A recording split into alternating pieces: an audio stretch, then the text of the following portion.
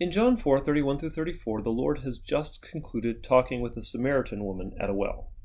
His disciples are surprised by this because it involves violating some social taboos, which Jesus didn't especially seem to mind doing. One of the fun parts of Jesus' ministry, indeed, is watching him step on the wicked traditions of the fathers over and over and over again. But there is actually another situation that his disciples are more concerned about. They have just returned from buying food, and when they offer some to him, he gives this cryptic response.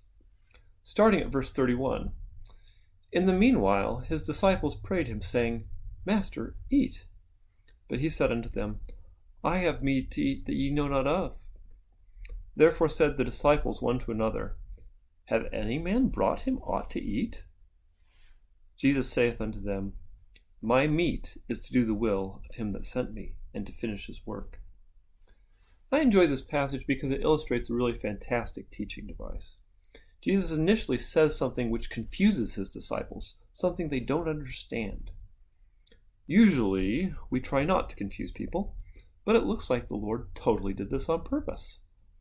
Confusion is kind of a harsh condition, but a valuable teacher because it gets your mind active and searching, and it prepares his disciples for the moment of revelatory teaching, the punchline as it were. To show how this works, I'm going to render this passage using a more modern idiom instead of the one that is actually used, and hopefully it will make clear what I mean. "In the meanwhile his disciples prayed him, saying, 'Master, eat.' But he said unto them, 'I have bread and butter to eat that ye know not of.' Therefore said the disciples one to another, 'Hath any man brought him aught to eat?' Jesus saith unto them, 'My bread and butter is to do the will of him that sent me, and to finish his work.'"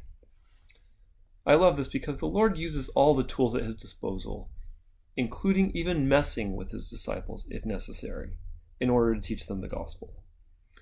Quirkily powerful teaching like this is a manifestation of his love for his disciples and his desire to help them understand his mission and lead them to God.